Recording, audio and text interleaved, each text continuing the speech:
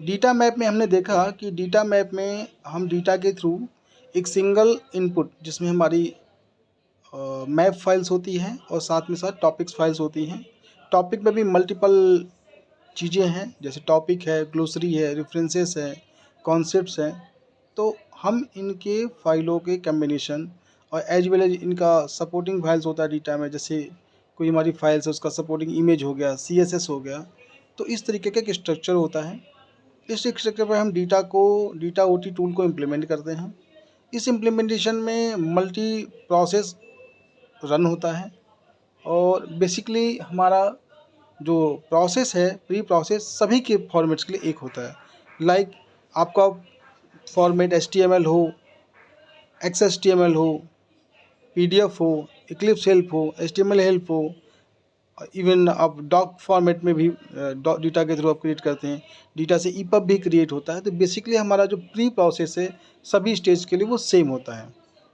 After that pre process हमें कुछ outputs प्राप्त होता है और इस आउटपुट्स को हम डेटा की ओरिजिनल फाइल को डिस्टर्ब न करते हुए एक टेम्प फोल्डर में क्रिएट करते हैं। और ये टेम्प और जो हमारा प्री प्रोसेस होता है या प्रोसेस होता है पूरे प्रोसेस, इसमें जो हमारा आउटपुट क्रिएट होता है ये या तो डेटा की सारी फाइलों को यूज करता है या one by one small small chunks में फाइलों को यूज करता है। ये सारी फाइलें जो यूज होती हैं वो टेम्प फाइल में क्रिएट होती हैं और इवन कुछ प्रोसेस में जो हमारी फाइल्स क्रिएट होती है वो फाइल्स एज ए इनपुट काम करती है और हम उससे एक आउटपुट क्रिएट करते हैं। बेसिकली ऑल स्टेज जो परफॉर्म होते हैं वो हमारे टेम्प फाइल में क्रिएट होते हैं और हमें एट लास्ट जो हमारा गिवन पाथ होता है, जो हम डेटा OT रन करते समय पाथ देते हैं, उस particular final output file folder में हमें वो प्रॉपर आउटपुट मिल जाता है जो हमारा रिक्वायर्ड होता है। ठीक है, अब हम बात करते हैं map first pre processing. Pre processing क्या है? प्री प्रोसेसिंग वही प्रोसेस है जैसा बताया मैंने आपको कि सारे कोई भी आउटपुट फॉर्मेट उसके लिए एक बिगनिंग में कुछ प्रोसेस एग्जीक्यूट होते हैं जो बेसिकली सभी फॉर्मेट्स के लिए सेम होते हैं, उसी को प्री प्रोसेस कहते हैं।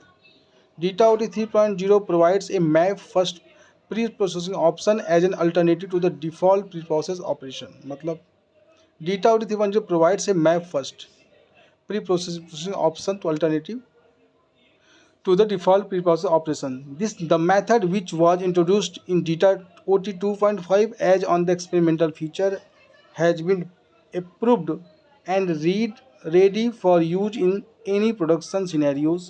Map first pre-processing provides the same functionality as the default pre-process but takes a different approach।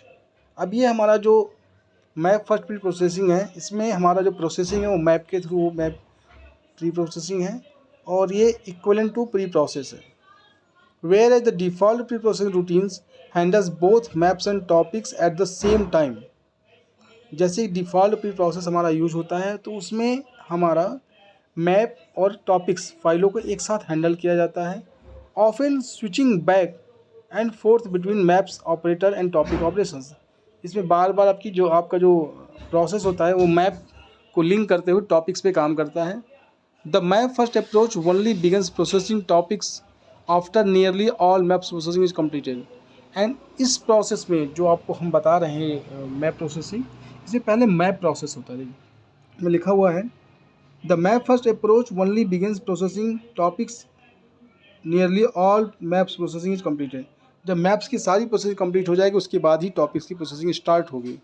This simplify the processing logic and creates cleaner module responsibilities. इस तरीके के जो फिनोमिना है जिसमें कि हम पहले मैप पे काम कर लेते हैं सारा, उसके बाद टॉपिक्स पे करते हैं, इसमें लॉजिक का कॉम्प्लिकेशंस कम हो जाता है, मॉड्यूल स्पष्ट होते हैं कि भाई किस मॉड्यूल में क्या है, which makes it easier to process only those topics that are actually referenced after filtering। ये बेसिकली काम करता है उन टॉपिक्स के लिए जो कि फिल्टरिंग के बाद आते हैं। फॉर एग्जाम्पल और to only process the maps to validate the map structure. पहला प्रोसेस तो हमारा यही कि मैप स्ट्रक्चर को वैलिडेट करते हैं। मैप वैलिडेशन का मतलब क्या हुआ मुझे डीप में नहीं पता, बट मैप में क्या होता है आप डिफरेंट टॉपिक्स को, रिसोर्सेज को आप लिंक करते हो। तो बेसिकली मैप को वैलिड होने का मतलब हुआ कि वो रिसोर्सेज वहाँ पर उपलब्ध होने चाहिए। सपोज आपने चैप्टर 1 का लिंक दे रखा है मैप में, चैप्टर 1, चैप्टर 2, चैप्टर 3, चैप्टर 4, और चैप्टर 4 आपका मिसिंग है, या चैप्टर 4 में कोई इमेज है वो मिसिंग है, तो इस तरीके का जो स्ट्रक्चर होगा तो मैप से ही डिक्लेयर हो जाएगा। The current pre processing architecture was stabilize during the DITA 1.0 era. जो current processing architecture was stabilize during DITA 1.0 era when there was fewer DITA features और operated on the map level. ये pre process तब चलता था जब डीटा beginning में start हुआ था, उसमें बहुत कम फीचर्स थे। Initially the difference between pre processing modes was not great. Data 1.2 and Data 1.3 introduces many more map level features. Data 1.2 and 1.3 में बहुत तरीके मैप लेवल फीचर्स को इंक्लूड किए गए, सच एज की एंड की scopes that make it difficult to reliably work with topics before all maps features have been resolved.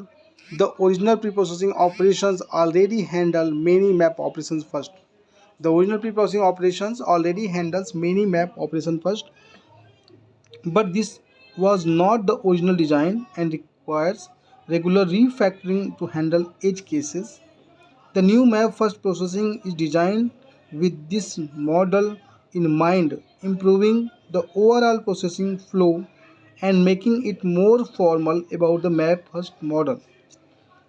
The new model also takes advantage of hashed topics files in the temporary directory.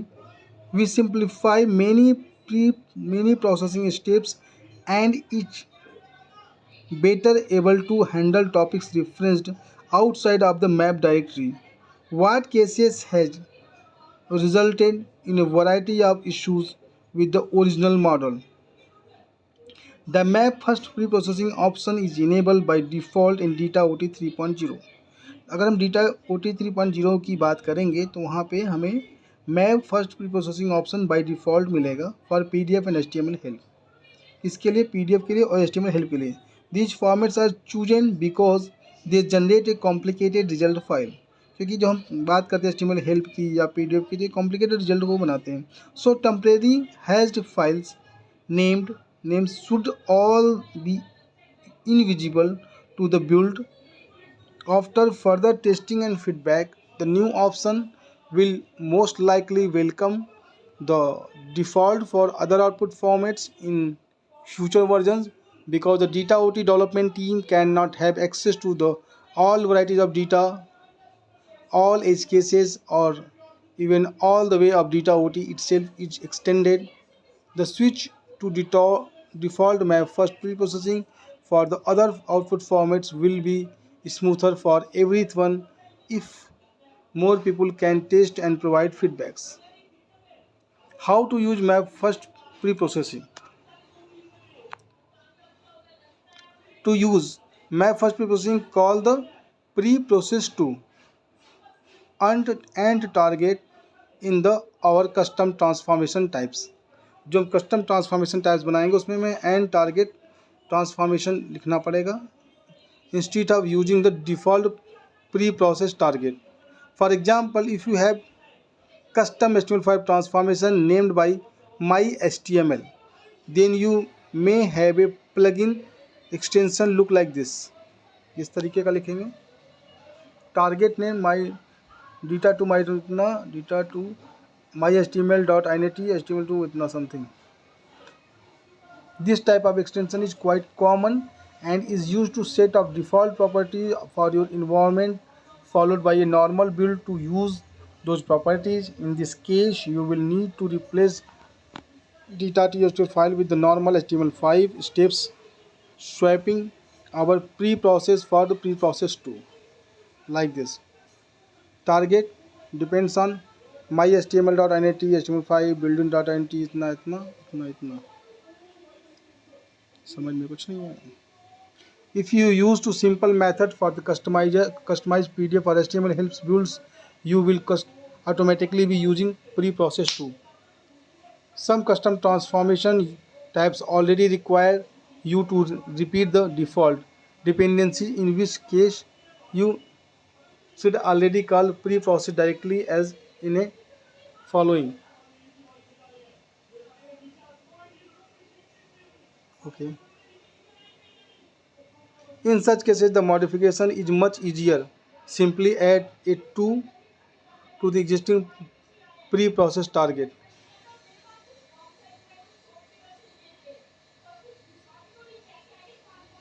How to test the production environment?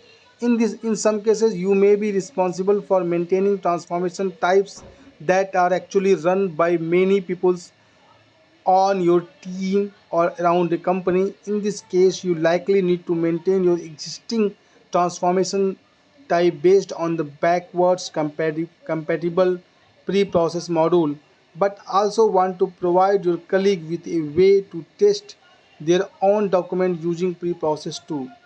There are several ways to do this. One fairly straightforward approach would be to create a new custom transformation type that is exactly the same transformation and pre-processing. For example, if you have the local HTML variant called myHTML as above, instead of modifying the transformation directly, you could create a second transformation called myHTML beta that provides exactly the same support but with the new map first transfer pre-processing like this. Okay. Known limitation. The pre-process 2 implementation details are subject to change. Dependencies within pre-process 2 may be renamed or removed based on feedback. The internal extension provides points that run before or after individual steps in the original pre-process pipeline. Pre-process dot star, pre-process dot pre dot pre-process dot star dot post are not available in the newer map first preprocess pipeline, which is used in the PDF and HTML help transformation as the data to 3.0. बहुत सारी चीज़ें इसमें समझ में नहीं आई, but next time I will try.